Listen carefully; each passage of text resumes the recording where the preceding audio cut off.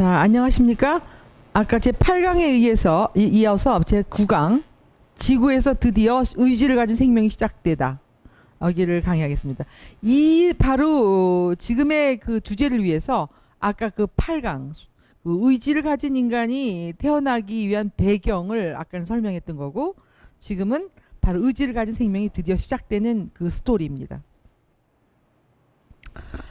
자, 아까 제가 사실은 이 굉장히 장황해 보이는 이 모든 얘기들이 사실은 하나로 모여집니다.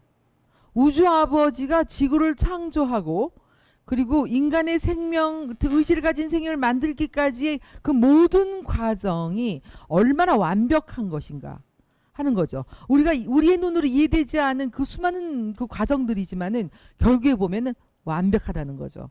예를 들면 하나의 창조가 되어 진화되는 과정에 나타나는 그 수많은 것들 부산물처럼 보이지만 그 부산물들은 결국은 그 다음에 완벽한 존재를 위한 하나의 배경이었다는 거예요.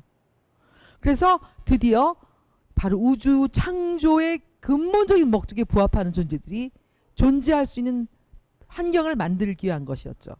그래서 지구 생명은 저절로 생기는 것이 아니고 결국은 우리에게 알려지지 않은 생명 존재의 설계자들이 작성한 거에 따라서 만들어지며 생명 운반자들이 지역우주에서 들여오거나 우리같이 지구처럼 생명 실험 행성일 경우에는 지구에 와서 지구에 맞는 하나의 새로운 생명을 만드는 작업을 하는 거예요. 그래서 우리 지구와 같은 인간은 없습니다. 뭐 눈, 코, 입이 같을지 모르지만은 지구는 지구에 딱 맞는 그러한 아주 새로운 존재를 창조한 거예요. 물론 원형은 항상 파라다이스에서 오죠. 이번 시간은 좀 길 거예요. 이제 얘기할 게 많아서. 그러면 생명 운반자들이 누군가 하는 거를 우리가 좀 알아야 되겠어요. 이 생명 운반자들을 이제 앞으로 자세히 얘기할 텐데, 이 생명 운반자, 영어로 그야말로 life carriers죠. 라이프 운명 생명을 연구는 하지만은 사실 생명을 운반하고 생명을 고안하고 또는 유지하는 그러한 역할을 하고 있는데, 이 굉장히 흥미로운 집단이에요. 그들도 신성한 그 아들급에 속하긴 하지만은 생명을 창조하는 일에 그들이 생명을 창조한다기보다는 이미 생명 원형질이 있는 거죠. 그렇지만 수정하고 이런 것도 또 하나의 창조 과정에 속한다면은 거기에 초우주의 통치자, 옛적부터 계신 분이 같이 관여한다는 것이 굉장히 특이한 일이에요. 자, 그 다음에 여기 보면 생명운반자 군단은 굉장히 지적인 존재들이지만 그룹으로 일을 하죠, 보통. 그래서 선임 운반자 100명. 그러니까 한 어떤 유란시아 생명에 드디어 생명을 그 운반할 수 있다. 생명을 거기에 그 심을 수 있다라고 하는 것이 판정이 되면은 어떤 군단이 만들어지냐면 선임 운반자 100명에다가 조수, 어시스턴트죠. 보좌하는 존재 100명, 관리하는 자가 1000명이 같이 그 행성에 옵니다. 그리고 이 그 보통 일반적으로는 어떤 그 승인된 공식에 의해서 생명이 배치되지만은 우리 지구는 실험 행성이기 때문에 이들이 와서 여기에 맞게 수정을 하는 거죠. 자, 생명이식이 시작됐어요. 우리가 생명이식을 어디다 했다 그래서 5억 5천만 년 전에 아주 얕은 그러니까 갈라진 육지가 갈라진 사이로 바닷물이 들어오겠죠. 거기다가 심었던 거예요. 나중에 이게 물이 될 것을 다 내다보고 거기다 심었죠. 그래서 여기 보면은 이게 생명 원형질입니다. 이걸 심었을 때 이것이 드디어 인간 의지를 가지고 도덕적인 결정을 내리고 영적으로 선택한 힘을 가진 존재, 이거를 인간이라고 불러요. 지구에서, 우주에서는. 그러니까 영장류는 뭐 에서 드디어 우리가 알고 있는 그 우리하고 비슷하게 움직이는 그런 존재들이 아니라 의지를 가진 존재, 자기 의지를 갖고 뭘 결정하는 존재, 그리고 도덕적 결정을 내리는 그런 힘을 가진 존재가 일단 성공이 되면은 이 생명 운반자들은 다 후퇴해요. 더 이상 조종할 수가 없게 돼 있습니다. 왜냐하면은 우리가 사실은 어렸을 때부터 우리 기독교를 다닌 사람들은 자유지를 줬다. 뭐 자유지 줬다. 뭐 자유지 좀 뭐해? 결국은 자기 말 안 들으면 뭐 그러면서 이렇게 생각했지만은 자유지라는 건 대단한 거죠. 누추 얘기하지만 우리는 어떻게 생각하면은 공장에서 만든 로봇처럼 만들어지는 거예요. 하지만 한 가지 그 도덕적 말이 헛나오죠. 왜냐면 옆에서 움직이면 전 막 말이 헛나와요. 거기 신경이 써가지고. 그래서 일단은 의지를 자유지를 아까 얘기했지만 자유지는 굉장히 중요한 것이라고 얘기해. 굉장한 것이라는 거죠. 우리가 일단 모든 걸 만들어주고는 얘 네 맘대로 살아. 그리고 아무도 간섭하지 마라. 막 이러는 거죠. 예를 들면 아담과 이브가 예루살렘부터 와요. 모든 미션을 갖고. 그리고 이렇게 쫙 플랜에서 하다가 드디어 실패를 해요. 그래서 처음에 올 때부터 그렇게 잘 실패하면 인간처럼 살다 죽는 걸로 돼 있었어요. 그래서 인간이 딱 됐을 때 딱 멜기세덱이 옆에서 그 조언을 구하니까 그래요. 나는 어떤 조언도 할 수 없게 돼 있다. 이미 당신은 그러니까 자유지를 가진 필사자 인간과 같기 때문에 어떤 조언도 할 수 없게끔 허용이 되지 않는다. 이렇게 얘기를 해요. 그러니까 자유의지를 가진 존재들은 굉장한 존중을 하는 거예요. 우리 안에 있는 생각 조절자조차도 우리의 의지에 반해서 절대로 일하지 않아요. 자, 그 다음에 또 한 가지. 이 원형질이 있다고 해서 절대로 우리 프랑켄슈타인 알잖아요. 프랑켄슈타인 이렇게 막 이 유기체로 막 해도 이게 어떤 생명의 불꽃이 들어오지 않으면 이게 이 생기가 없는 거죠. 그 생명의 불꽃은 바로 무한한 영의 딸 창조자인 우주 어머니 영이에요.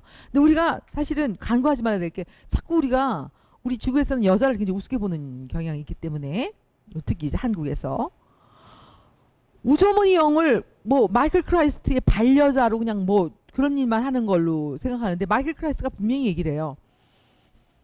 7번 수요를 끝내고 우주에 저기 네바돈 그 구원자별로 돌아갔을 때 나의 반려자, 나의 이퀄, 나의 동등한 그 파트너인 어머니 영을 소개해요. 우주 어머니 영은 딸 창조자입니다.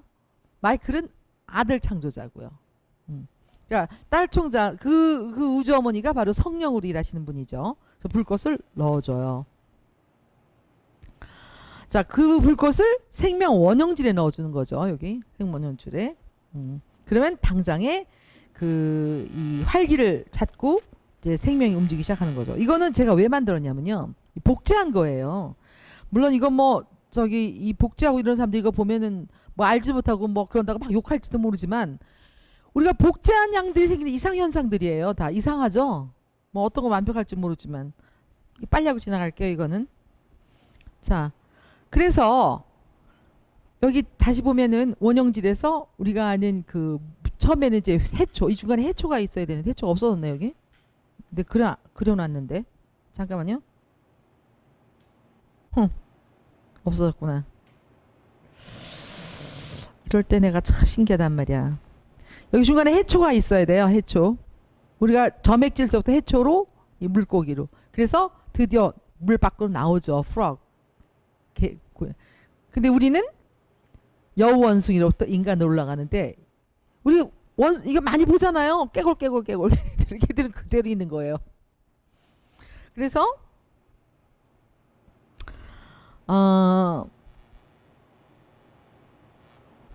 처음에는 이제 이 인간서부터 여기까지 갈 때까지는 생명마저 하는 일이라는 건 얘네들을 조종해주고 환경을 조종하는 거죠.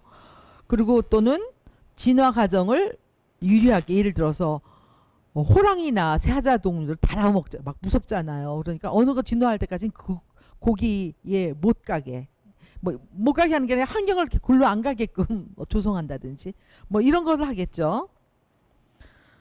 그리고 이제 드디어 의지를 가진 인간이 나타나고 나서 행성용주가 도착할 때쯤 되면 이제 떠나요. 근데 제가 이제 여러분도 아마 공부하신 분들 많이 알겠지만은 100만 년 전에 우리 의지를 가진 존재가 딱 나타났을 때 지구는 이제 드디어 인간이 사는 행성으로 등록이 되죠. 우주에서. 그러면 어떻게 되냐면 바로 행성용지가 와야 돼요. 지구에. 그리고 유색인종. 이제 원숭이로부터 진화돼서 거기서부터 바로 유색인종이라는 건 빨주, 노초, 파남. 지금 우리가 남아있는 거는 홍인, 아메리카 인디언, 그 다음에 황인, 유럽 청인. 그리고 여기 주황, 수학, 녹색은 멸절됐죠. 없어요. 그러니까 모든 창조가 보면 7가지로 돼 있어요. 7가지로 빨주, 노초, 파란. 빛이 그래서 뭐 우리가 137에 7가지 꼭 창조를 하게 돼 있어요. 그 마이클 크라이스도 7번 수여하고. 그런데 대개는 첫 번째가 가장 훌륭해요. 두 번째는 조금 후져요. 세 번째 이렇게. 우리 같은 경우에는 보통 다른 행성에서는 100만 년 전에 인간이 나왔으면 100만 년 전에 바로 유색인종이 바로 나오는데 한꺼번에 한 가족에서 나오는 게 아니라 홍인이 나타나고 한참 있다가 황인 이렇게 쭉쭉 나타나게 돼 있어요. 근데 우리는 50만 년이나 지나서 행성용지가 왔고 50만 년이나 지나야 유색인종이 나타나. 이것도 한 가족, 한 부모만 밑에서. 굉장히 다른 행성에 있지 않은 그런 이상한 일들이 벌어진 거죠. 그래서 행성용지가 왔을 땐 다 떠나요. 떠나는데 그 중에서 선임을 2명, 관리자 12명은 자기가 절대로 간섭하지 않아서 서약을 한 다음에 좋은 자로 남아요. 지구에. 자, 그럼 생명 운반자의 기능을 한번 봅시다. 처음에 생명 운반자가 이제 지구에 올 때는 이게 대천사위원회가 막 지저분하게 막 거놨는데 대천사위원회가 여기예요. 대천사가 있고 10계급, 10가지의 서열의 존재들, 무슨 물리주통대자니, 뭐니 해서 10계급이 모여있는 위원회가 있어요. 이 위원회가 가브리엘의 그 명령에 따라서 옛적부터 늘 계시는 허락을 받아가지고 행동을 해요. 그러면 요게 이제 보통 일반적인 그 상태예요. 상물질 상태예요. 우리 이 존재들은. 그런데 자기네들이 일할 때는 전기화학 물리 수준으로 확 바꿔요. 이들이 그렇게 하게 허락해줘요. 그러면은 소위 말하면 이 원형질을 만들어내는데 굉장히 많은 유리한 상태가 되죠. 원형질을 어떻게 매뉴버, 소위 말하는 조작하는데. 그러고 나서 딱 되면 그 다음에 다시 일로 돌아가요. 왔다가 다시 돌아가죠. 그 다음에 이게 원형질이 이제 처음에 이제 작성이 돼요. 갖고 수입하기도 하지만 우리 같은 경우는 이 지구에서 조작이 됐어요. 기계, 화학, 물리 이렇게 해서 조작이 된다면 그 다음에 그 생명을 이제 퍼뜨릴 필요한 초물질이 활성화돼야 되겠죠. 그러나 생명이 존재하게 돼요. 그러면은 얘네들은 바로 이런 동기로 돌아가가지고 그 다음에는 이 생명 이게 생명들이 이제 하는데 이제 옆에서 이제 움직이기도 하고 조작도 하고 이제 이렇게 하죠. 그래서 그러면은 이 생명운반자는 몇 단계가 있을까요? 보통 일반적으로는 상물질 위의 수준에 있어요. 근데 일할 때는 전기화학 물리적 수준으로 몸을 변형시킬 수 있죠. 그리고 이게 다 끝나면 아까 왜 행성에 그 영주가 도착할 때는 떠나잖아요. 근데 남는 존재들은 세미 스피리추얼한 차원이 돼요. 진화한 거죠. 그리고 이들도 우주가 빛과 생명에 안주될 때는 온전한 영이 되는 단계가 된대요. 빛과 생명의 시대에 그러니까 결국 이 존재들은 우리가 빛과 생명의 시대에 들어가야 진화하는 거예요. 여러분들이 블루프린스라고 생각하지 않으세요? 응? 우리는 굉장한 존재죠. 사실은 이 수많은 유란시에 그런 말이 있어요. 내가 니네들에게 한다. 유란시아라는 행성에 소풍 나오라고 이 거대한 우주에 그만한 스태프들을 만들어 놓고 그렇게 유지하는 줄 아느냐 하는 그런 문구가 있어요. 유란시아 서에. 자, 생명운반자들이 거주하는 구체들을 봅시다. 아까 봤죠? 여기 이 생명문제 구체. 이게 다 뭐 하는 구체들인가 한번 살펴볼까요? 생명문제 본부가 1세계에 있고, 생명을 계획하는 구체가 있고, 생명을 보존하는 구체가 있어요. 네 번째는 생명을 진화하는 거를 연구하고, 다섯 번째는 마음을 가진 생명을 연구하는 구체고, 여섯 번째는 살아있는 존재들 속에 마음과 영이 어떻게 정착하고 어떻게 진화하는가를 연구하는 구체고, 일곱 번째는 우리가 모르는 구체예요. 우리가 나중에 여기 가서 할 때도 그 일곱 번째는 방문을 할 수가 없대요. 아직은. 자, 이게 1구체예요. 그리고 여기에는 보조 마음령들 있죠. 그들이 또 여기 1구체에 있기도 해요. 여기는 생명과학 그 학부 컬러지도 있어요. 여기에 초우주나 파라다이스에서 교수들이 와가지고 조언도 하고 이렇게 이런 생명과학과 있어요. 여러분들 이제 어떤 예를 들어서 이 지구에서 유전학이란 이런 거에 관심 있는 사람들은 거기 가서도 관심이 있어요. 거기 가서도 그런 걸 연구할 수 있는 거예요. 그러니까 여러분들이 가면 거기서 뭐 해? 할 게 너무 많아요. 여러분들의 지금 자질에 따라서 달라지는 거죠. 그리고 보존모험량들이 여기에 이 일구체에 있고, 또 여기서 이제 내가 써놨지만은 10이라고 하는 거는 물질 우주에 있는 숫자라면, 이거는 뭐 무당들도 다 아는 거예요. 12이 완성된 숫자다 이러는 건 영적인 숫자죠. 그래서 우리는 파라다이스에 있는 그 새 삼일체 그 원형에 따라서 세 가지로 모든 것이 그 세 가지 그 형태로 존재하게 되는데, 보통 생명 원형들 전반에 적용되는 것이 12라는 숫자라 12이라는 숫자라는 거. 이번은 생명을 설계하는 구체예요. 여기에 우주 물리학자, 전기화학자들이 일을 하는 영역이죠. 그러니까 이거를 여러분 자세히 보면 거기도 물리학자, 뭐 전기화학자들이 일하는구나. 다 이래요. 우주 과학자들. 그러니까 사실은 지구는 우주의 삶의 가장 그 원시적인 형태라고 생각하면 될 것 같아요. 거기서 아티스트들도 있고, 그렇죠? 그리고 생명 계획실, 우리 같이 생명 실험 행성에 그 생명을 실험하는 행성이 여기에 있어요. 그다음에 제3세계는 여기 생명을 보존하고 보호하는 그러한 그 위원회가 여기 있죠. 그다음에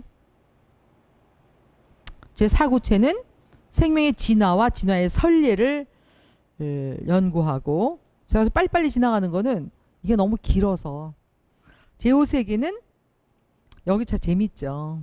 마음과 결합된 생명을 연구하는 구체예요. 파란색 써놨잖아요.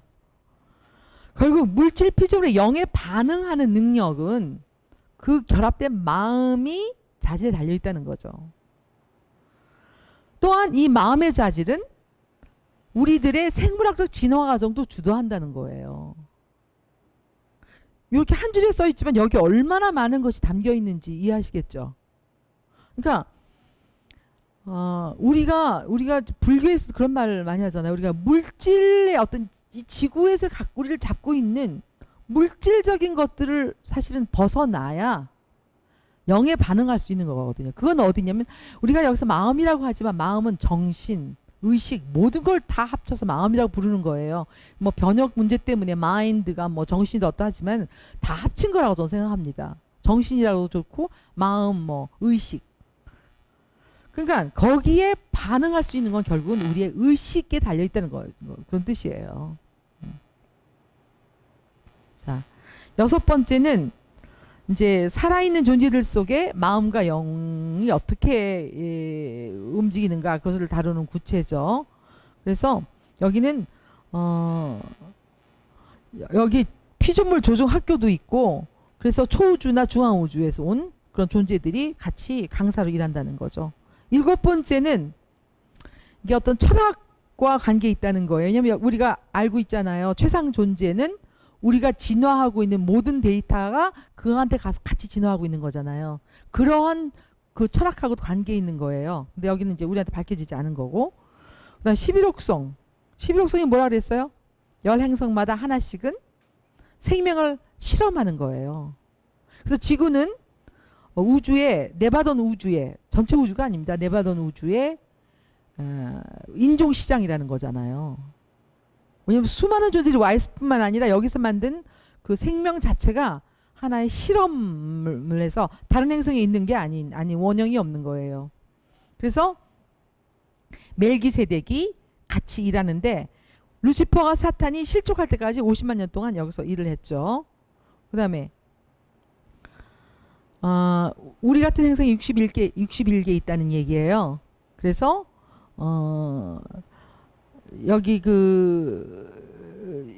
여기에 그 모든 그 61개가 되는 11행성은 사타니아만 있으니까 네바돈에는 뭐 어마어마하게 많겠죠. 생명을 실험한 행성이. 그러니까 우리만 특별하다고 생각할 필요는 없어요. 그래서 그런 행성은 존재들의 표준 우주 종류를 수정하고 또 개량하고 그 행성에 맞게 수정해서 만들어지는 거예요.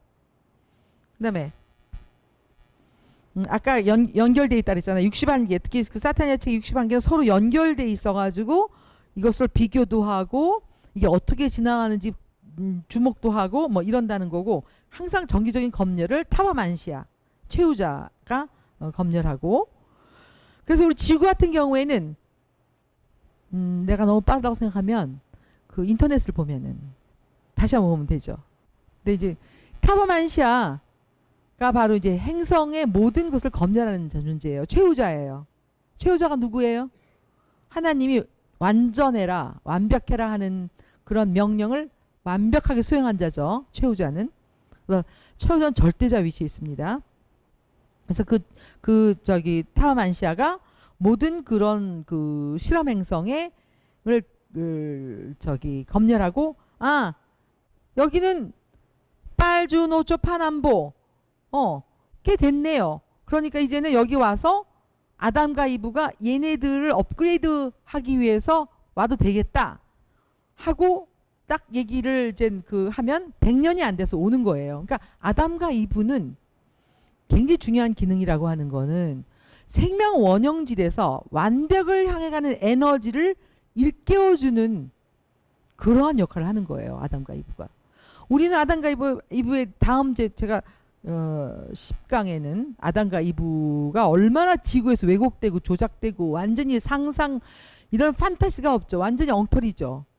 그러한 것들이지만 그걸 내가 이제 다음 강의에 얘기를 하겠지만은 아담과 이브는 예루살렘에서 온 존재죠. 하늘에서 온 존재들이에요. 그래서 원래는 빨주노초파남까지는 지구에서 나왔고 보라색, 마지막 보라색, 보라 인종이에요. 실제로 살결도 보라색을 띄고 있다는 거예요. 보라색. 굉장히 아름다웠을 것 같아요. 여러분 그 외국에는 이거는 이제 여담인데 그 귀족들이 머리를 보라색으로 물들여요. 약간 흰 머리를. 굉장히 아름답더라고요. 그래서 그걸 보고 정말 아담과 이브 정말 멋있겠다 이런 생각을 하게 되더라고요. 그래서 근데 어쨌든 지구는 다 실패해요. 깔리가스테 행성가 왔는데 실패. 30만 년 동안 50만 년 전에 와가지고 30만 년 동안 너무 잘했어요. 근데 20만 년 동안 우리가 못을 쌓는 건 쉬운데 그거를 무너뜨리고 그냥 무질서하게 만드는 건 한순간에 되거든요. 그러니까 지구에 30만 년 동안 노력한 게 그냥 짧은 시간에 나무함이 타버리 돼버리죠. 깔리가스테 루시퍼와 같이 반란에 참여하면서. 그리고 아담이 왔을 때, 아담과 이브 왔을 때 지구는 개판이었어요. 참 어려웠죠. 너무 개판이었기 때문에. 그래서 아담과 이브도 결국은 실패하게 되는데, 그래서 지구는 다 이렇게 실판이 되면서 너무너무 어려운 일이 된 거죠. 그러니까 아담과 이브는 사실 이제 어려운 임무를 시작했고 또 그렇게 될 거라고 생각을 했던 거죠. 근데 이 말은 꼭 해야 되겠어요. 우주에서 실패라는 것이 꼭 실패는 아니에요. 지구하고는 다르죠. 그러니까 아담과 이브가 실패했지만은 그들의 실패는 오히려 그들에게는 굉장한 이익이 된 거죠. 어느 누가 이 지구에 와서 100년 후에 480년 동안 인간으로 살았잖아요. 그 험난한 생을 살고 돌아가서 아담과 이브는 특별 부활해서 3일 만에 부활했고 지금 24인 장로. 우리 같은 행성이 38개가 있어요. 그 사타니아 책에 고립돼서 엉망진창인 행성을 돌보는 24인 장로에 거기에 모세도 있고 엘리야, 에녹 다 있죠. 아담과 이브도 거기에 있어요. 그러니까 저는 아담과 이브는 실패했지만 굉장한 다른 같은 동료들이 그 겪을 수 없는 그런 걸 겪고 너무너무 훌륭하게, 그러니까 여기 유란시아에서도 굉장히 훌륭하게 얘기를 해요. 아담과 이브에 대해서. 자, 생명운반사를 얘기하면 1억, 네바도는 1억 명이 있다고 생각해요. 생명운반사가. 기록에는 1억 명이 창조되었다는 기록이 있다. 그리고 아까 얘기했지만은 그들의 창조 행위에 늘 옛적부터 계신 분이 같이 동참한다는 것이 굉장히 특이하다. 그리고 생명반자는 창조될 때 여기 누구예요? 늘 옛적부터 계신 분, 그 다음에 이거 누구야? 마이클 크라이스트, 그 다음에 어머니 영, 세 분이 합쳐서 창조하는 거예요. 그래서 태어났어요. 장자예요. 남비야. 장자. 이 장자는 이들이 하고 있는 모든 일을 통제하는 존재죠. 그 다음에 그래서 생명을 결정할 때 3인조의 지시를 받는데 가브리엘, 그리고 멜기세덱, 아버지 멜기세덱과 아버지 멜기세덱은 달라요. 멜기세덱은 지옥우주에서 창조됐고 아버지 멜기세덱은 지옥우주에 창조되지 않았어요. 난 자세한 건 모르지만. 자, 틀린 얘기 할까봐 그럼 막 야단 맞더라고요. 틀린 얘기하면 어디야, 특히 어느 사이트에서는 막 야단 맞아서 조심스러워. 자, 이 남비아는 아까 얘기한 남비아 첫 번째 장자, 이 셋의 삼위주의 지시를 받게 돼 있어요. 그다음에 아까 이미 알고 있는 선의운반자, 조수, 관리자 이렇게. 그리고 이 사람들 얘네들은 생명공학의 첨단의 전문가들인 거예요. 뭐 지구에서는 지구에 아마 대부분의 생명공학자들 여기 가서 이제 거기 가서 공부하고 하겠죠. 전부 최고. 그리고 멜기세덱들은 그들을 따라가고요. 그 다음에 7 보조 마음령은 이제 이렇게 생각하세요. 벌이나 그리고 개미들은 이게 기계적인 마음을 갖고 있어요. 집단 의식들. 하나의 뭔가 이렇게 이렇게 어디까지 마음이 있는지 모르겠어요. 기계적인 마음을 가진 존재들은 마음 보조에 가는 게 아니라 물리 통제자라든지 어떤 엔지니어들이 관리하는 영역이에요. 근데 그 위에 마음령이 들어갈 때는 특히 우리 강아지들, 고양이 다 마음이 있어요. 여기 보겠지만. 근데 이들은 독립 개체가 아니라 한 어머니 영, 성령으로 어머니 영의 회로의 각 일부부인 거죠. 신성한 봉사는 어머니 영을 얘기해요. 의식의 한 부분이라는 거죠. 어머니 영을. 그래서 7 보조 마음령 여기 잘렸네요. 그런 여기 있지만 낮은 차원들이 봉사하는 활동자, 그러니까 체험하는 마음보다는 훨씬 낮은 존재들이죠. 그래서 직관, 이해, 용기, 지식, 상담 이 5가지는 동물학에 다 있어요. 직관도 있고 이해도 있고 용기도 있고 지식도 있어요. 상담이라고 하는 건 서로 어울리는 걸 얘기하는 거예요. 강아지들끼리 서로 뭐 좋아하고 이런 것도 상담이 없으면 불가능하죠. 우리는 인간에겐 예배, 지혜가 가장 마지막이에요. 그러니까 지혜는 지성이 굉장히 중요해요. 지성이 발달되지 않으면 파라다이스까지 못 가요. 그 지성을 바로 발달시킬 수 있는 바로 것이 지혜예요. 그 다음에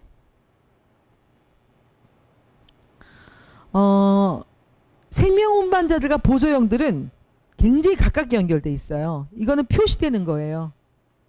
이게 여기 이제 한 행성에 보조형들이 가서 활동하는 것이 생명운반자들에게 다 이제 표시돼요. 인터넷을 표시되듯이. 근데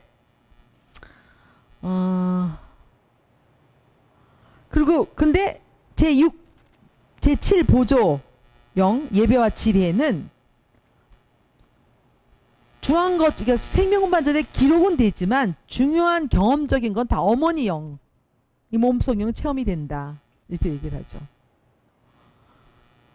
그 다음에 타워만샤가 누구라 했어요 아까? 이런 행성, 실험을 하는 행성에서를 검열하는 자죠. 그가 와서 인스펙트 하면 아담과 이브가 원래 오는 거예요. 근데 지금부터 하는 얘기는 제가 영어로 썼어요. 왜냐면 한국말로 하면 좀 덜 재미없을 것 같아서. 여기는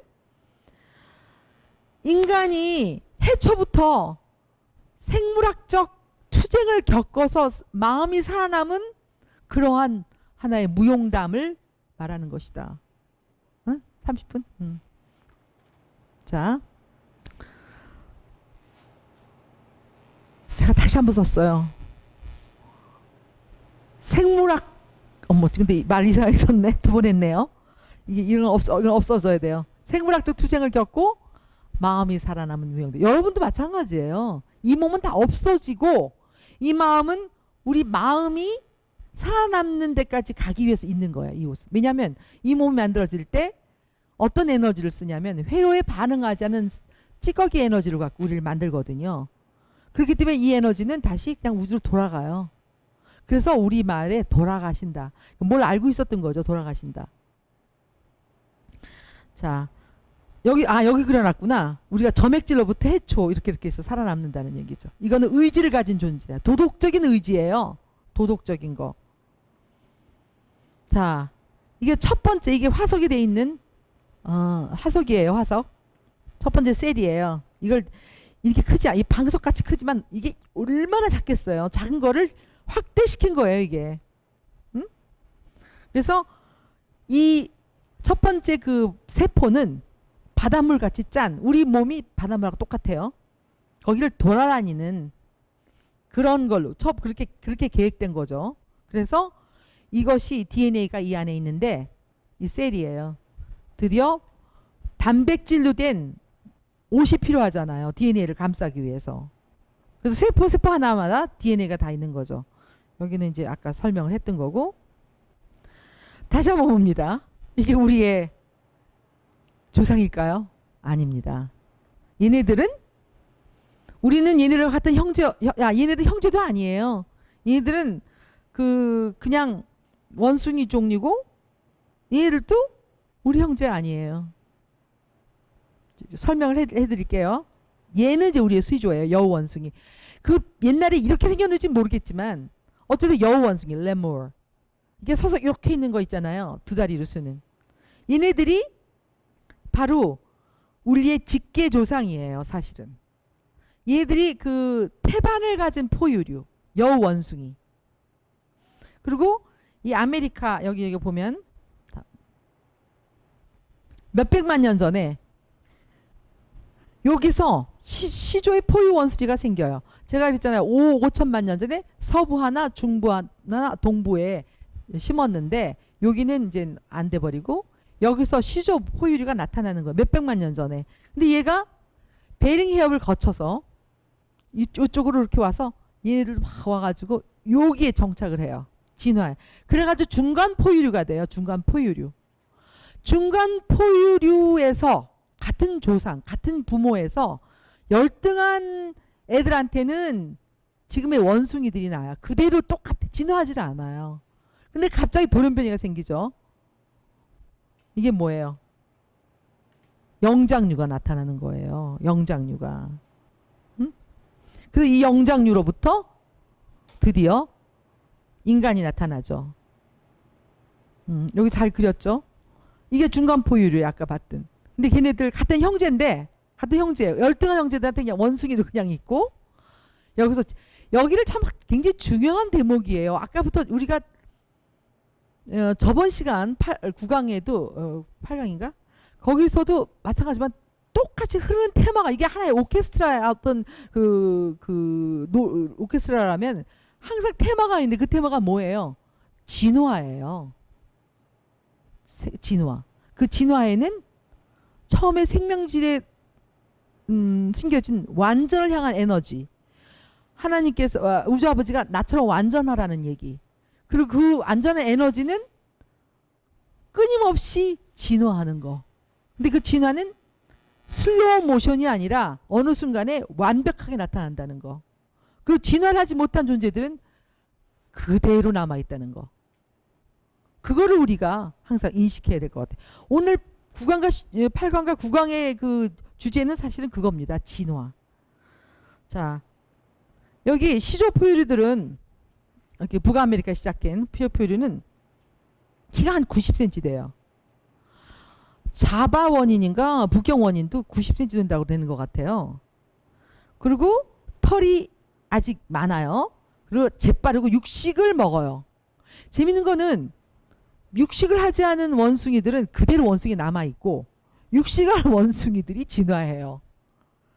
그리고 보통 우리 강아지들 보면 이렇게 있잖아요. 근데 이게 앞을 보는 순간에 이게 진화가 시작되는 거죠. 이게 이렇게. 그리고 여기에는 두뇌가 커져요.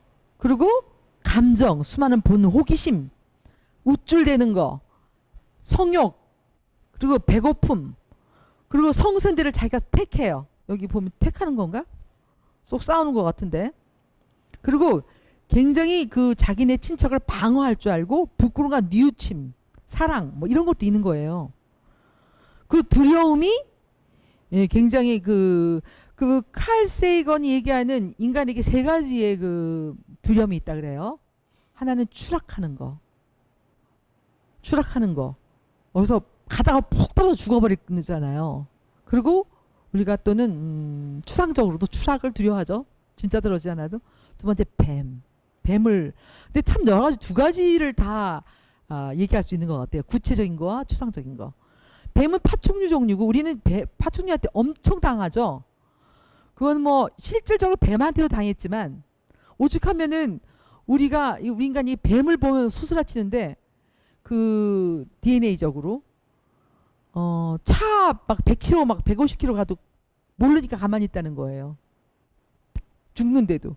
근데 뱀은 너무 많이 죽었기 때문에 우리가 물려가지고 그 뱀을 두려워하는 어떤 그런 본능이 있다는 거죠.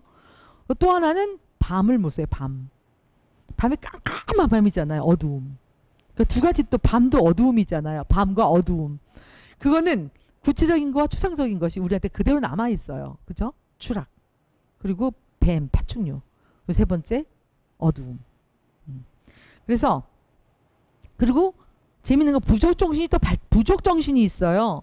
사교적이고 호전적이고. 그러니까 인간이 가지고 있는 그 어떤 그런 비슷한 것들이 있는데 이 원숭이 조상으로부터 70번째 세대 후 바로 영장류가 나타나는 거예요. 70세대. 딱 이게 예루살렘에는 기록이 없이 어떻게 알겠어요. 70세대 후에. 그쵸? 과학자들이 불가능한 거죠. 자, 여기 보면 원래는 이쪽에서 정착했던 애들이 요로 와서 여기는 영장류 원숭이가 둘이 딴 곳으로 가요. 딴 곳에서 제각기 자리를 잡아요. 원숭이 영장류가.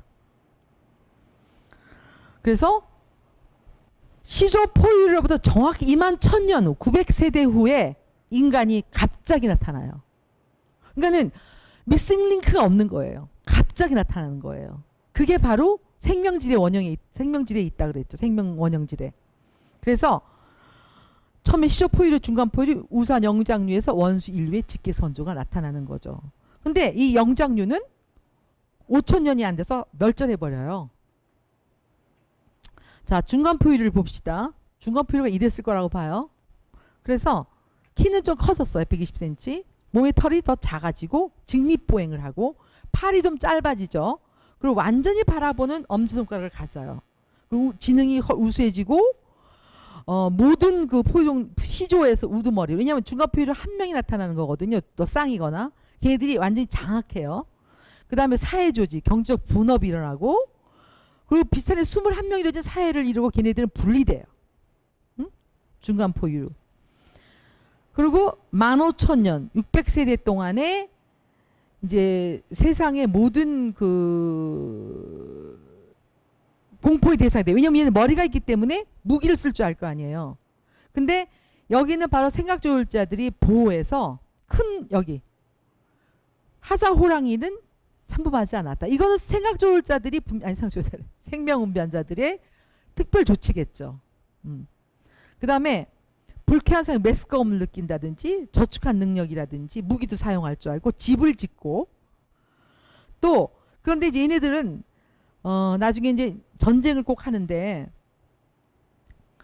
이게 이제 사실은 이 전쟁하는 게 인간에게 계속돼요.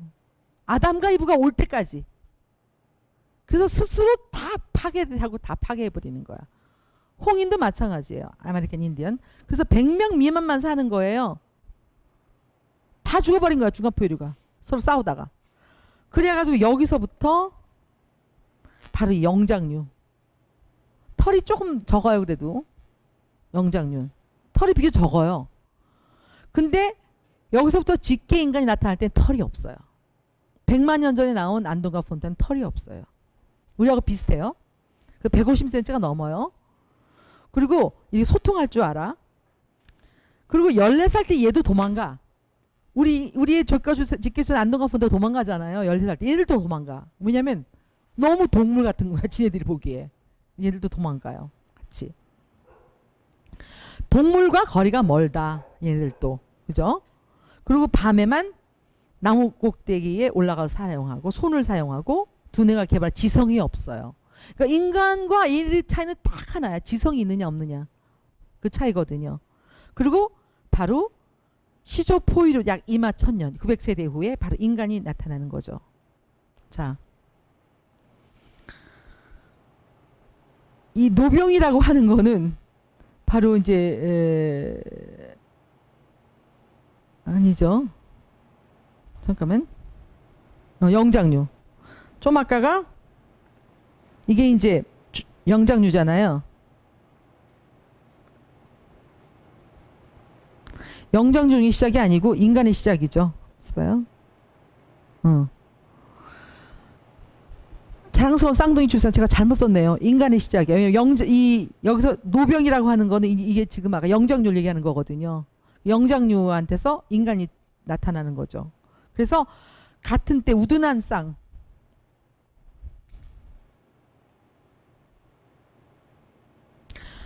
아, 미안합니다. 이게 내가 지금 하다가 보니까 뭔가 막 좀 뒤섞였네요. 이게 다시 이제 여기서는 이제 중간 포유류가 네요. 여기서 중간 포유류. 이게 제가 맞았어요. 아까 좀 빨리 가서 이게 좀 앞뒤가 바뀌었어요. 그래서 원래는 아까까지 이 다음에 나와야 되는데 내가 바뀌었네 하다 보니까. 그래서 이제 이 중간 포유류로부터 먹을 것만 관심 있어. 얘네들은 오로지 먹이에. 우리 동물들 보면 그래서 어떻게 쟤는 머릿속에 먹는 것만 들어있나? 그래요. 짐승장에 흥미가 없어. 왜냐면 고기를 안 먹어. 근데 그래가지고 남쪽으로 얘네들은 꼭 남쪽으로 가. 따뜻하고 좋은 데로. 그리고 여기 보면 재밌는 거는 지들끼리 또 막 싸우는데 숨었다가 2주 후에 나타나가지고 살아남는 데잖아요. 이런 기록도 사실은 그런 어떤 예루살렘의 기록을 하면 어떻게 알겠어요. 그래서 참 재밌는 거는 이제 아까 뒤바뀌었죠 순서가. 잠깐 다시 갑시다. 이 다음이 이거예요. 그래서 영장류가 나타나는 거예요. 중간 포유류로부터. 그래서 거기 그 하나는 원숭이, 하나는 영장류가 된 거죠. 자, 그다음에 자, 여기서 내가 이걸 한 이유는 이걸 쓴 자가 생명운반자인데 개구리가 5cm만 팔짝 더 높이 썼어도 이 직계 시조가 안 나타났다는 거죠. 그리고 이 직계 우리의 안동과 폰타를 뵌 엄마가 어떻게 해요? 벼락을 맞았어요. 그래가지고 같이 새끼들이 몇 명이 죽어. 그리고 이 엄마는 그슬리기만 한 거예요. 그때 얼마나 조마조마하게 봤겠어요. 이 생명운반자들이 아니 저기서 나올 건데. 응? 그래서 그 얘기예요. 죽을 뻔했다. 몇 번을 죽을 뻔했다는 거죠. 결국은 인간이 아예 나오지도 못할 뻔했다. 이런 얘기를 하는 거고. 그다음에 자 여기 우리의 이제 진화를 봅시다. 제가 여기를 이제 찾아보니까 뭔가 이렇게 정확하지가 않아요. 여기 유란시아에 적혀 있는 거 정확하게 우리가 아는 오스트랄로피테쿠스 있죠. 피테쿠스 여기 오스트랄로피테쿠스 요거네요. 이건 직립 원인인데 이거를 500만 년 전이라 그러고 또 100만 년, 60만 년 전으로 다 막 굉장히 막 자료가 분분해요. 근데 오스트랄로피테쿠스는 내가 보기 영장류 아니면 중간 포유 정도로 봐야 될 것 같아요. 그리고 여기 자바 원인, 베이징 원인은 70만 년 전으로 보고 자바는 40만 년 전으로 보는 이러면은 이미 이제 안돈의 후예들이에요. 그 다음에 네안데르탈가 75만 년 전이에요. 85만 년 전이에요. 네안데르탈도 안돈의 후예죠. 안돈의 후예가 갑작스럽게 네안데르탈 나타나죠. 이쪽에서 볼 거예요. 그 다음에 크로마뇽, 우리가 아는 크로마뇽은 청인, 남빨주, 노초, 파 청인의 후손들이에요. 그 청인에다가 안드족이 같이 합쳐진. 안드족은 아담과 후예의 피해가 들어갔다는 소리예요. 아담의 피가. 여기는 이제 이빨 모양인데 뭐 이런 거 그냥 참조만 하시고, 그 다음에 진짜 인간 안돈과 폰타의 탄생이죠. 안돈과 폰타는 사실은 하늘이 붙여준 이름이에요. 원래는 손타엔 손타 뭐라고 하는 이름으로 지네들이 불렀어요. 안돈과 폰타는 우주에서 최초의 부모잖아요. 붙여놓은 거죠. 여기 보면 이게 인간이고 이게 이제 뭐 영장류나 뭐 이런, 이제 이들이 이제 보면은 참 인간이었다. 이게 언제예요? 99만 3,419년 전. 1935년부터 계산해서 얘기한 거예요. 9,099만 년, 100만 년 전이죠, 약. 그래서 완전한 인간 엄지손가락을 이렇게 했고, 완전한 발을 가졌기 때문에 얘네들은 나무로 올라탈 때 인간들이 지금 올라가는, 이렇게 올라가는 것처럼 올라갔어요. 얘네들은. 다른 친구 사촌들은 발이 이렇게 딱 이렇게 꽉 잡는 힘이 있거든요. 그러니까 그렇게 올라가는데 얘네들은 그렇게 못 올라갔어요. 그게 굉장히 중요한 거예요. 왜냐하면 갑자기 이렇게 이상하게 난 거죠. 털이 없었어요, 얘한테는. 얘네들 12살에 완전 성년기를 낳고 75년에 그 잠재 수명을 가졌는데, 사람들이 뭐 얘네 1000년을 살았다? 뭐 이런 얘기는 얘네들이 뭐라냐면 계산을 잘못한 거라는 거죠. 지구 인간들이. 그리고 감탄하고 허영심이 있고 경외, 두려움, 겸손함, 감사, 또 믿음까지 가져요. 이유는 얘들이 그 9살인가 10살 때 예배영이 먼저 들어와요. 여자한테, 폰타한테. 그러고 나서 안돈한테 들어오죠. 그래서 얘들이 도망갔을 때 그때 하나님을 찾아요. 무서워서. 밤이니까. 그때 생각 좋을 자가 바로 들어오죠. 그래서 얘네들은 사랑, 미움, 질투 뭐 이런 것도 있었고 50가지의 상징적인 낱말을 할 줄 알았어요. 여기 보면 여기서부터 굉장히 흥미로운 이제 시작이 돼요. 왜냐하면 여기가 바로 생각 좋을 자, 전정희 씨, 생각 좋을 자가 아니 저기 생명운반자가 굉장히 중요하게 생각하는 대목이니까 한번 들어보실래요? 여기 9살쯤 얘네들이 둘이서 중대한 회의를 가져요. 왜냐하면 아무리 봐도 자기 사촌들하고는 너무 다른 거야, 자기네들이. 그러니까 얘가 그 저기 둘이서 우리 이제 아무래도 도망가야 되겠다 하고 결심을 수없이 했겠죠. 근데 첫 번째 회의를 했을 때 우주에 쫙 올라가요, 그게. 아, 드디어 얘네들이 의지를 가진 애들이 있을 가능성이 있다, 이렇게 보는 거죠. 그리고 모든 존재들이 쳐다보는 거죠. 응? 근데 뭐라고 써요? 그들이 그렇게 함으로써 인간 종족의 시초를 이루게 되었다는 것을 전혀 알지 못하였다. 왜냐하면 이렇게 결심을, 아직은 도망가지 않지만 둘이 못 살겠어 쟤네들하고, 우린 정말 너무 달라 막 이러면서 했던 첫 번째 회의가 하늘에 팍 상달이 되는 거죠. 그래서 1년이 지나 10살 때 예배영이 들어와요. 그래서 여기 뭐예요? 그리고 바로 우리의 기쁨을 상상해 보아라. 인간의 마음에 아주 가까운 무엇의 절정이 다가오고 있음을 우리는 알았다. 그런 거죠. 그리고 1년 후에 그들이 결정을 내린 결과로서 북쪽의 길을 가도 드디어 결심했을 때 지혜의 영이 이 두 사람 안에 빵 들어와요. 마지막 영이. 아직 안 떠났어요. 11살이잖아요. 14살이 떠나요. 응? 그러니까 그렇지만 여기서 그래요. 이미 그들의 마음을 조종할 힘은 없었다는 거죠. 영향을 주지도 못하고 그럴 수도 없었다. 왜냐하면 생명운반자들은 이미 이런 상태에서는 절대로 간섭할 수가 없게 돼 있죠. 단지 그들이 그런 털이 많은 그런 유인원들 사이에 가지 않으려고 한번 어떻게 해보나, 그들 자신이 선택할 수 있게 예를 들어서 뭐 놔둔다든지 뭐 이런 식으로 어떤 유도를 하는 거죠. 그래서 왜냐하면 가장 두려워한 거는 이렇게 굉장히 어렵게 진화된 존재들이 이 태화된 존재들하고 섞여가지고 우수함을 잃어버리는 걸 항상 걱정하는 거죠. 그래가지고 7보조 마음령이 새로운 체제 동원된 거죠. 왜냐하면 지혜령까지 왔으니까. 그래서 우리는 기대에 부풀어 올랐고 오랫동안 기다리던 시간이 다가오고 있음을 깨달았다. 드디어 유라시아에 의지를 가진 피조물이 생겼다. 뭐 이런 거죠. 응? 그래서 거주민이 사는 세계에서 인정받아요. 드디어. 그래서 여기 재밌어요. 그대로 읽어드릴게요. 우리는 오래 기다리지 않아도 되었다. 그 쌍둥이가 도망친 다음날 한낮에 유라시아 행성 수신 초점에서 우주 회로 신호를 처음으로 시험하는 섬광이 번쩍 있었다. 이건 무슨 뜻이에요? 유라시아의 회로가 연결됐다는 소리죠. 응? 그래서 우주 회로가 됐어 번쩍하고 섬광이 번쩍했다는 거죠. 물론 우리는 모두 큰 사건이 다가오고 있다는 깨달음으로 달아올랐다. 그러나 이 세계가 생명 실험장이었으니까 행성에서 지적 생명을 인정받는 것에 대하여 우리가 어떻게 평가받을지 우리는 전혀 짐작이 가지 않았다. 그러나 우리는 오랫동안 애태우지 않았다. 그 쌍둥이가 달아난 뒤 사흘째 생명운바 집단이 떠나기 전에 첫 행성 회로의 설립을 맡은 네바돈 대천사가 도착했다. 흥분되는 스토리죠, 이게. 그래서 이날이 굉장히 유다한테 중대한 날이었죠. 근데 여기서 내가 이걸 쓴 이유는 공간 간의 통신을 설치된 행성의 극주위에 모여서 여러분 딱 하면 나타나는 게 아니라는 거예요. 이 생명 운반자들도 공간 간의 통신을 설치해 놓은 행성의 극주위에 여기 이게 굉장히 왜 사람들이 못 읽었냐면 이 극주위 이게 굉장히 전부 다 잘못되어 있더라고요. 그 번역이.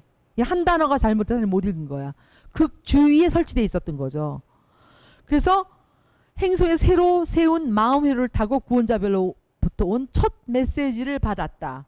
그리고 대천사 군단의 우두머리가 받아 쓴 이 첫 메시지는 다음과 같이 적혀 있었다. 유라시아에 있는 생명운반자들에게 안부를 정한다. 이게 누구한테 왔어요? 이게 네바돈에서 왔다고 돼 있는데 첫 메시지 구원자별로부터 유라시아에서 의지의 존엄성을 가진 마음이 존재한다는 신호를 네바돈 본부에 등록하는 것을 기념하기 위하여 우리는 구원자별 에덴시아 예루살렘에서 크게 기뻐한다는 확실한 전문을 보낸다. 왜서 오는 거예요? 쌍둥이가 북쪽으로 달아나고 그들의 자손들을 열등한 조상으로도 분리하려는 목적의식을 가지고 내린 결정이 주목되었다. 이것은 유라시아에서 마음을 가진 인간 종류의 마음이 내린 첫 결정이며 이를 인정하는 최초의 메시지가 전달되는 통신 회로가 자동적으로 확립된 것이다. 무슨 뜻이에요? 이 메시지가 온 거는 처음으로 확립된 회로를 통해서 온 전문이에요. 왜냐하면 지구에 드디어 의지를 가진 생명체가 존재했다는 그것이 결정되자마자 성광이 번쩍이면서 회로가 쫙 확립되고 이게 온 거죠. 굉장히 재밌는 구절 아니에요? 전 막 흥분되던데.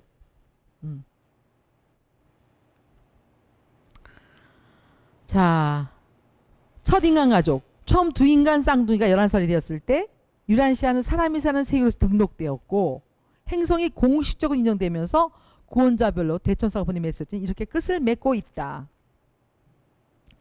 사람 마음이 사타니아 606번에 나타났는데 우리가 사타니아 책이 606번이죠. 지구가.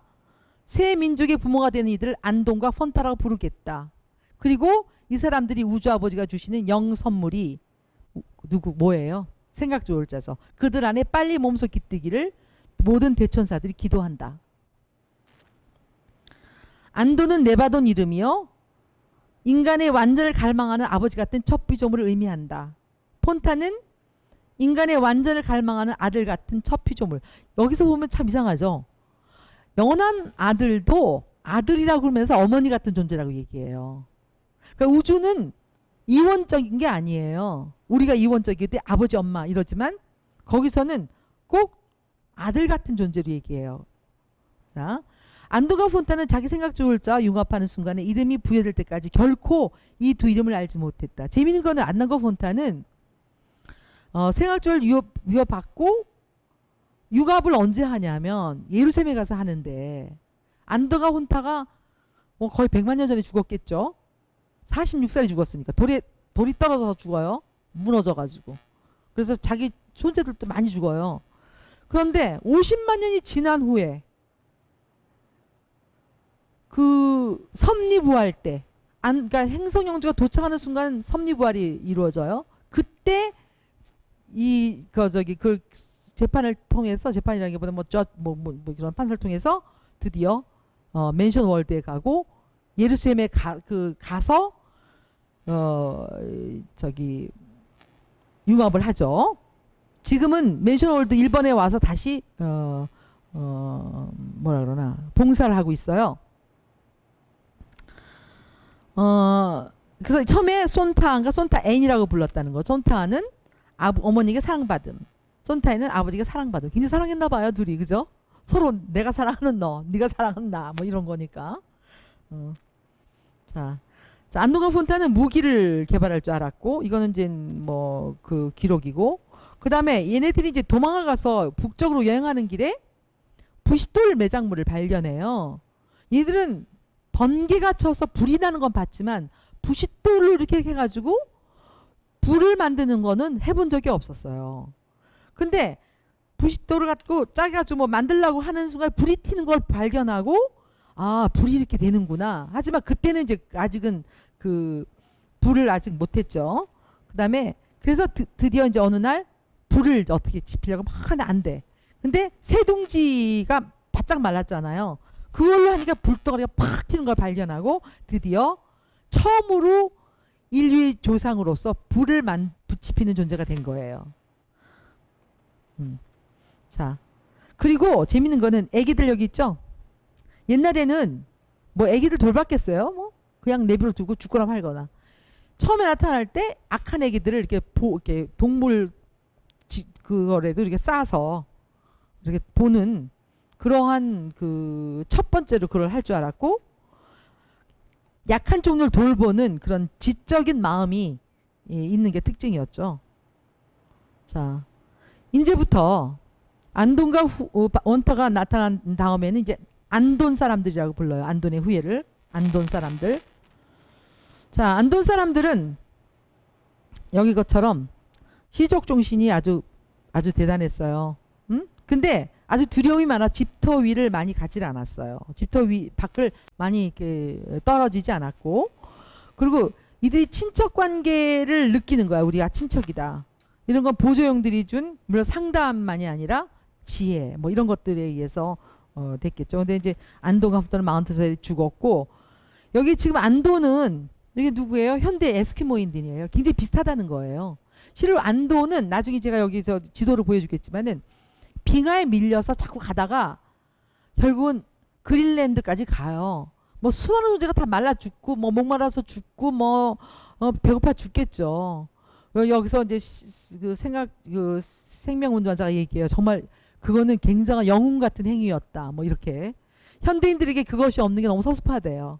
근데 그 안돈의 얼굴이 누르스름해서 벌건 그런 겉무스레한 피부색을 갖고 있는데 멜라닌 색소를 갖고 있었어요. 우리가 이제 그거를 받고 있죠. 오늘날의 에스키모인하고 같아요. 여기 보면 제일 비슷하대요. 그리고 이제 그 뭐 부족생활, 사회적인 노동 분업, 놀이 본능과 유머 감각이 없어요. 그거는 아담으로부터 물려받는 거예요. 음악이라든지 뭐 유머 감각이라든지. 응? 그런데 이때 참 재밌는 거는 아픔에 예민하지 않고 그 아기 낳을 때도 그렇게 고통스럽지. 아담과 이브도 마찬가지였는데 언제부터 이렇게 고통이 만들어졌는지 모르겠어요. 자, 하여튼 이 안돈들은 그 가장 특이한 게 자기네 종족에 대한 사랑이에요. 동료 의식 같은 거. 예를 들어서 싸우면서 부상당한 종족을 이렇게 자기 한 손으로 싸우는 그런 것들 목격이 됐다 뭐 이런 거죠. 그리고 이 이타주의가 이타주의는 아직 없었어요. 왜냐하면 그런 자기 종족을 보호하려는 그런 본능은 있었지만 아직 이타주의가 발달은 안 되고 언어는 발달이 됐고요. 그 다음에 여기 돌도끼를 발명을 했고, 재밌는 건 두려움이었고 굉장히 사냥꾼으로서 성공적이었고 연정을 썼고 부싯돌로 불을 발견했죠. 여기서 한번 봅시다. 동물 숭배 사상. 이 동물 숭배 사상에서 지금 우리가 갖고 있는 희생 제물을 바친다든지 이 죄를 대속하는 사도 바울에서 나온 것이 이런 게 사실은 그러니까 우리가 갖고 있는 대부분의 교리라든지 우리가 갖고 있는 사고가 별게 아니라는 게 여기서 나타나요. 여기서 나타나요. 옛날에 이제 굉장히 굶주리니까 동물을 하고 나면 굉장히 힘이 세잖아요. 등치가 크니까 얘들이 나중에는 잡아먹지만 하는 게 아니라 예식을 치렀어요. 가운데 놓고. 그리고 잡아먹었어요. 그래서 전쟁을 하고 원시인들이 상대를 장군을 잡아다가 같이 조금씩 말아먹는 거 그것도 이러한 행위에서 나타난 거죠. 동물 숭상. 응? 그래서 아까 그 이래서 희생 제물을 바치고 죄를 대속하는 교리가 다 여기서부터 나온다는 거죠. 자, 안족 동족들이 어떻게 분산하는지 봅시다. 처음에 안도는 여기서 시작해요. 그랬다가 이렇게 북쪽으로 서쪽으로 쭉 이제 가는 거죠. 유럽 서쪽으로. 그래서 어디까지 가냐면 불란서예요. 불란서. 여기 솜강은 비가시에부터까지 별로 변하지 않는 곳이에요. 이 근처에 1000개의 부락을 이루고 살았어요. 왜냐면 거기는 뭐 경쟁이 별로 없었죠. 자기네들끼리 경쟁하는 거니까. 그래가지고 수만 년 동안 프랑스 국가 여기서 많이 살았어요. 안돈의 그 여기서 그 발굴되는 뼈들이 다 안돈의 후예들이 많이 있다는 거죠. 그리고 이때도 하늘에서는 계속 그 인간들이 어떤 영적으로 퇴보하지 않기 위해서 굉장히 그런 높은 분들이 많이 왔어요. 여긴 오나가는 이제 안돈 사람들이 나타났는데 사람의 동물에게 숨을 주시는 분이라고 하나님을 얘기해요. 그래서 우리가 알지만 유태어로 하나님은 숨하고 같은 뜻이잖아요. 숨. 기도문 보세요. 오나가가 98년 전에 아니 98만 년 전에 왔어요. 아니요. 어떻게 100만 년 전에 98년 100만 년 전이면 9,800년 전? 아니 9,800년 전인가요? 9,800년 전에 왔어요. 이 집에 살았는데 기도문 보세요. 행미의 수 우리 기도문가 너무 비싸잖아. 이런 양식을 주셨고 우리를 저기부터 우리를 보호하시고 그죠? 너무 비싸잖아. 이게 100만 년 9,800년 전. 생명의 숨이여 오늘날 우리에게 일용할 양식을 주시고 얼음의 저주로부터 우리를 구원하시며 숲속에는 우리의 적들로부터 우리를 구하시고 자비를 베푸셔서 저 세상의 아름다운 곳을 우리를 인도하여 받아주소서. 그죠? 근데 이 오나가가 왔을 때 인간에게 참 종교를 가르쳐줬어요. 원시적이긴 해도. 근데 그 후에 50만 년 동안 다 후퇴해버린 거예요. 인간이 이거를 갖지 못하. 근데 여기 재밌는 건 여기 다 썼죠. 여기 만사트 행성영주 오긴 후에 행성영주가 온 후에 그다음에 엉망진창이 됐을 때 온 게 만산트. 홍인들 사이에 온 존재. 그다음에 청인이 온 올란도프. 뭐 이렇게 다 각 색깔이 있는 종족마다 이렇게 하나의 그 큰 존재들이 왔었어요. 자, 오나가가 이제 지금 여기서부터 해가지고 여기서 진을 치고 세계 선교사를 내보냈다는 거죠. 세계. 그리고 불을 사용하고 익혀서 먹고. 안도가 폰타가 불을 발견했어도 사람들은 그걸 익혀 먹는 거를 하지 않았어요. 그래서 그때 불을 익혀 먹고 뭐 이렇게 했다는 거죠. 드디어 안도가 폰타가 살아남았어요. 행성영주가 도착하고 유란시에 판결 내려질 때 인정을 받게 되었고 드디어 예루살렘의 시민 자격을 얻으면서 맨션 월드의 체계로 벗어나서 드디어 융합을 했다. 그런데 이 지구에 대해서 많이 이제 유란시에 대해서 막 얘기 듣죠. 깔리 갔을 때 할 때 슬퍼했고 미가리 왔을 때 좋아했고 막 그랬는데 재밌는 건 안도가 폰타하고 몇 명만 생활조화를 융합했고 다 직계는 대다수가 겨우 영융합을 이루었다. 그러면 영융합조차 이루지 못한 존재도 많다는 소리예요. 그죠? 그러니까 만인이 받는다고 누가 그런 얘기를 해? 그건 아니죠. 어디 국가에서 봐도. 그래서 안도가 폰타가 이 유란시아 계시가 왔을 때 자기가 인사말 하겠다고 계속 그랬는데 안 된다.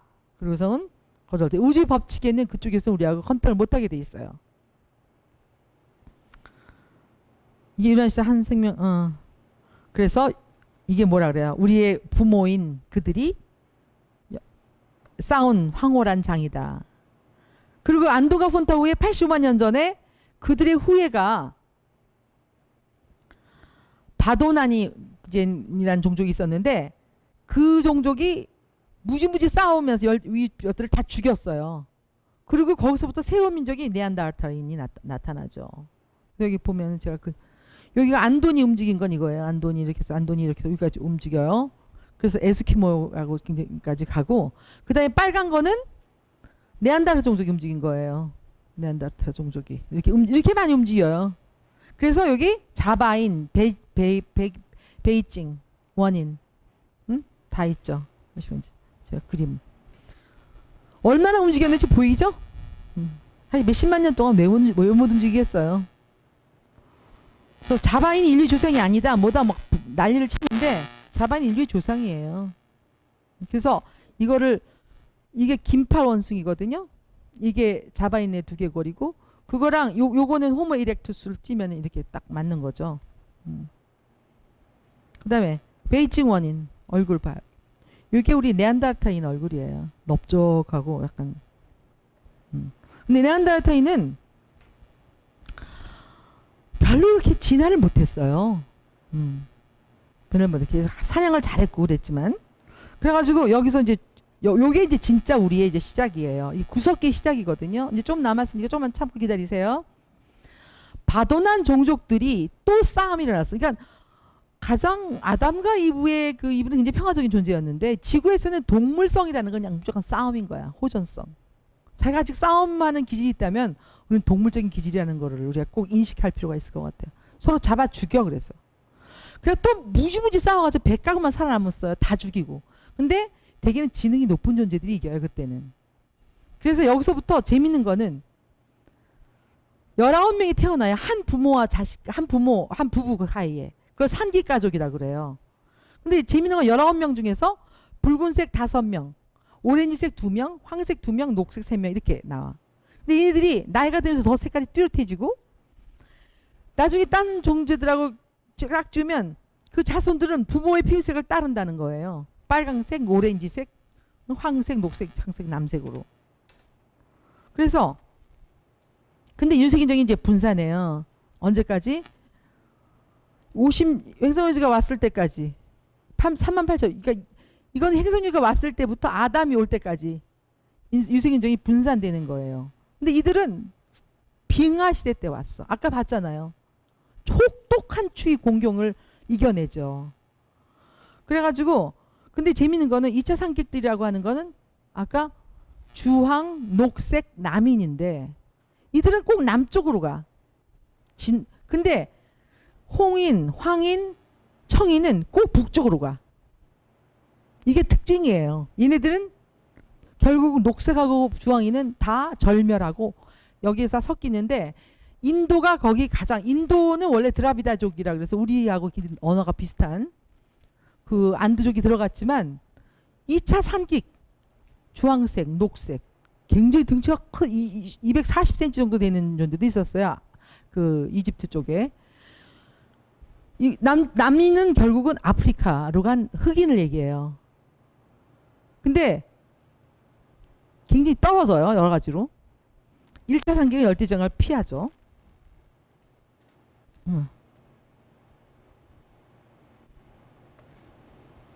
자, 85,000년 전이죠. 그때 여기 보면 황인부터 얘기할까요? 홍인이 제일 먼저잖아요. 홍인이 여기서 아주 잘 있었어요. 근데 황인이 나타나.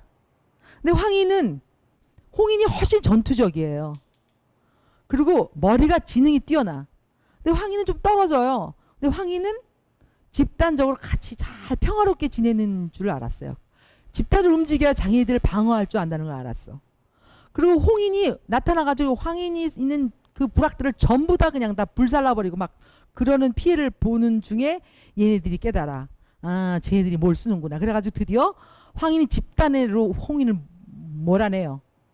홍인은 왜 저렇게 되냐면 지네들끼리 싸움통에 황인한테 진 거예요.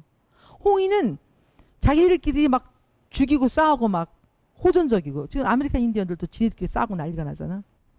그래서 걔네들은 밀려가지고 그때 베링 해협이 이렇게 붙어 있을 때 이거 도착해요. 85,000년 전에. 그래서 지금 가장 하는 게 블랙푸트 인디언스가 지금 가장 대표적이죠. 그래서 걔네들이 집단이 이렇게 와서 여기에 넣고, 또 다른 집단들은 남미로 가요. 근데 남미로 가는 애들은 소위 말하면 그 홍인 중에서 섞인 종족이에요. 청인이 섞여 있거나 그런 종족들은 훨씬 덜 호전적이었어요. 우리 알잖아요. 북미에서보다 남미, 중남 여기에서 훨씬 더 훌륭한 문화를 이루죠. 그 나중에 3만 8년 전에 안드족의 피가 조금 섞여요. 그래서 남미, 중남미는 훌륭한 문화를 이룬 대신에 북쪽은 맨날 그 저기 버플로우나 쫓아다니는. 그렇지만 블랙풋 여기에 나타난 그 누구야? 그 훌륭한 하여튼 어떤 그 선지자가 가장 그 많이 남긴 게 이 인디언들이에요. 이 블랙푸트 인디언. 블랙푸트는 모카신이라고 신발을 까만 신을 신었기 때문에. 아니 뭐고? 안 들려요? 싱글란톤. 그 싱글란톤은 저기 황인이고. 그래서 어쨌든 이 홍인은 이렇게 돌아가서, 근데 여기 그 불행한 건 뭐냐면 이게 그다음에 폐업이 갈라지면서 아담의 피를 하나도 받지 못해요. 그래서 홍인은 그 우수한 지능에도 불구하고 결국은 백인이 나타나요. 이 홍인은 아직 에스키모하고 좀 섞여요. 에스키모랑 만나요 여기서. 나중에 이제 볼 거예요. 그리고 이거는 뭐냐면 홍인과 혼혈이 섞인 애들이 유럽, 중앙아시아 이렇게 나왔고, 우리 같은 경우는 황인과 홍인이 섞여가지고 일로 내려와서 지금 다갈색의 그 여기 나와 있는 대부분의 존재들은 황인과 홍인이 섞인 존재들이에요. 우리들은 모르겠어요 어떻게 됐는지. 그래서 여기 재밌는 걸 보여드릴게요. 홍인은 가장 총명한 집단이었고 문명의 정부를 세웠는데, 여기서 좋아하는 게 일부일처제를 참 좋아해. 일부일처제를 꼭 지키고, 청인도 그랬어요. 그러니까 이 생명운반자가 이걸 쓸 때 이걸 쓰는 존재가 누군 생명운반자일 거예요. 굉장히 그 홍인의 그 우수한 점과 청인의 우수한 점을 굉장히 좋아하더라고요. 그래서 오나모나 론톤이 나타났을 때 이것이 가장 또다시 평화를 잠깐 했지만, 결국은 요거는 이제 과학자들이 만든 이거 비슷하게 그려요. 응? 우리의 그 고고학자들이 그린 거. 여기 보세요. 멋있잖아요. 블랙피트 인디언들이에요. 그래서 아주 아메리카에서 인디언들 중에 가장 센 존재들인가 봐요. 이거는 이제 1800몇 년도에 51년인가 이때 이 주장들이 모였어요. 이 그림을 그리게 허용해서 그렸다 그래요. 자, 여기도 굉장히 아주 신성한 게 보이는 거죠. 거기. 그리고 여기에 그 아주 그 전설적인 그 막한인가 뭐 하는 그 추장이죠. 여기 보면 헌팅을 잘했어요. 이게 인간이에요. 몰래 기어가는 거. 요새도 이런 거 하잖아요. 헌팅할 때. 그죠? 안 해봤어요? 전 사냥할 때 해봤는데. 어렸을 때. 자, 폼나지 않아요? 잠이 확 깨죠? 이거 보니까. 그 광활한 그 아메리카에서 이 수많은 떼를 쫓아내면서 얼마나 재밌었을까? 그죠? 그래서 진화를 못한 거야, 사실은.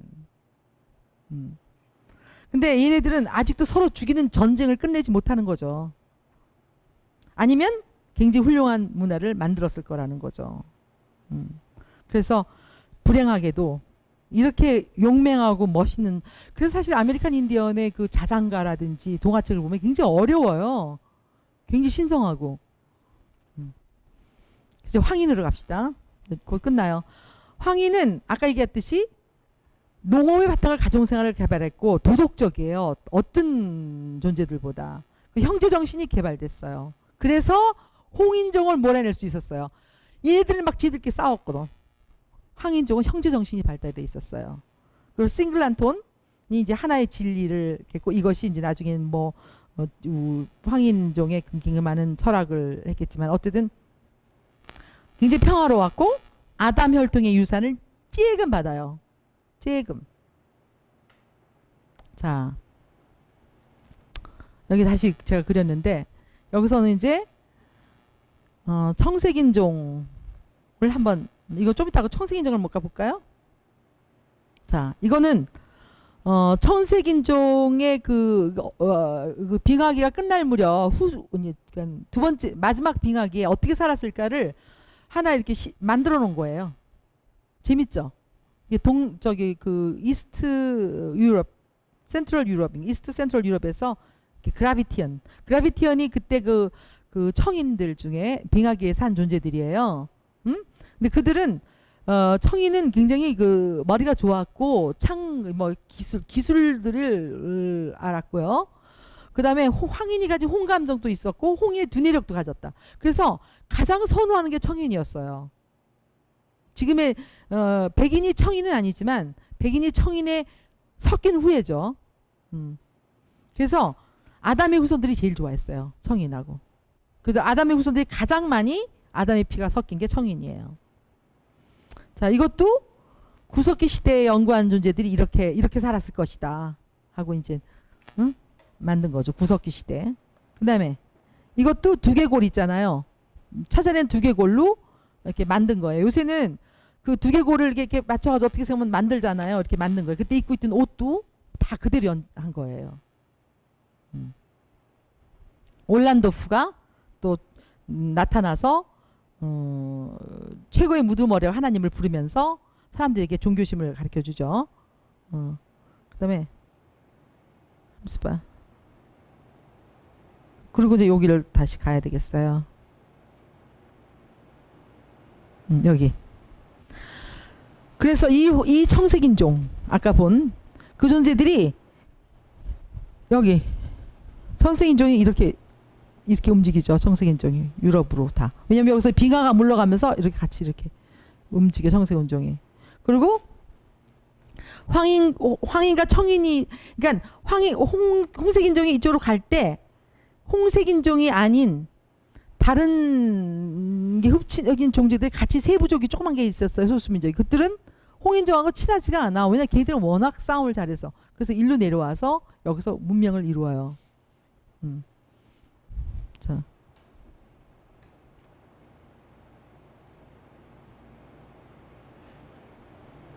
자, 그 다음에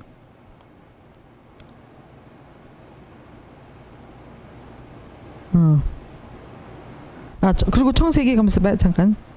청색인종이 여기서 보면 이렇게 여기 이게 지금 밀렸어요. 에스키모 북쪽 이쪽에 이제 그 청색인종들이 가고 그렇죠. 여기서 제가 여기를 만든 거는 이게 허드슨만이에요. 퀘벡에 있는. 여기서 5천년 전에 인디안 부족과 외로운 에스키모가 만나가지고 걔들이 만나서 같이 결혼해요. 서로 말이 안 통했지만 금방 이렇게 돼가지고 에스코미누들이 여기에 그 홍인하고 서로 만나는 뭐 모든 건 아니지만 그래서 상상이 가지 않아요? 저렇게 막 비어있는 저기서 홍인과 에스키모인이 만나는 게. 홍인은 그 후에 1000년이 지나서 백인이 오죠. 근데 홍인은 백인을 다스릴 수도 없고 금이 들어갈 수가 없으니까 결국 홍인은 저렇게 거의 이제 멸종이죠. 홍인. 자, 여기 뭐 보는 듯이 다 이미 설명을 다 했으니까 나중에 이제 다음에 얘기하겠지만 안드족은 여기를 타고 내려가서 137명이 일본을 아담의 혈통이죠. 38,000년 전 후에 나와서 여기까지 가요. 아담의 혈통이. 그건 다음 시간에 얘기할 거니까. 그래서 중앙인 녹인은 결국 다 없어지고 남인종은 다 어디로 갔어요? 아프리카로 가버렸죠. 그래서 남아있는 건 지금 이렇게 돼 있는 거죠. 보다시피 이건 안돈족이에요. 안돈족은 빙하에 밀려가지고 결국은 여기 영국 여기 살다가 또 빙하가 오니까 아휴 빙하가 올 때마다 움직이잖아요. 그래가지고 배를 타고 가다가 거의 다 죽어요. 90%가. 목말라 죽고 배고파 죽고. 그리고 일부가 그린랜드 그다음에 뭐 아이슬란드 에스키모 이렇게 도착하죠. 이게 가장 순수한 안돈족이 지금 남아있는 상태죠. 그리고 여기 홍인과 황인이 합색된 다갈색 인족들은 여기에 다 있는 거고요. 이게 이제 마지막이에요. 아까 얘기한 거 이미. 결국은 생물학적인 투쟁을 겨내서 마음이 살아남는 모든 얘기를 이렇게 복잡하게 얘기한 것이고, 이 초기 시절엔 용기와 용맹, 영웅시까지 있었고, 그들이 한 행동은 위대하고 순간정신에 가까웠다. 근데 지금 우리가 없는 게 너무 섭섭하다. 그런 거죠. 그래서 여기 이제 이 마지막인데, 왜 그럼 이렇게 유색인종을 만들고 난리야. 그죠? 뭐 이렇게 복잡하게 싸우게 난리야. 거기에 대한 설명을 하는 거예요. 공간 세계에서 유색인종이 셋 또는 여섯 이렇게 하는 데는 굉장히 중요한 이유가 있다. 다양성이 너무 필요하다. 그래야 차별적인 생존 방법에 필수적이라는 거죠. 선택할 수 있다는 것이. 경쟁이 너무 필요하다는 거예요. 인간 진화하기 위해서는. 세 번째, 차이가 있는 집단이 있어야 관용과 이타주의를 발달하는 데 필수라는 거죠. 그래서 그 어린이들 교육에 원래는 1, 2, 3학년, 4학년 같이 공부하는 게 좋다는 거예요. 가르쳐주고 이해하고 그러는 거예요. 그리고 결국은 진화할 때까지 인지적의 동질성은 바람직하지가 않다. 이 얘기예요. 그래서 이 모든 것이 얘기가 지금 끝난 거죠. 그래서 아담과 이브가 오기 전에 인간이 어떻게 진화했는가를 이렇게 장황하게 얘기했습니다. 1시간 20분 걸렸네요. 네, 감사합니다.